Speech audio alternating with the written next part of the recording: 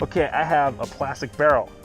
It's from PaintballDNA, and it takes the 5-inch freak inserts. And I'm gonna see how it shoots.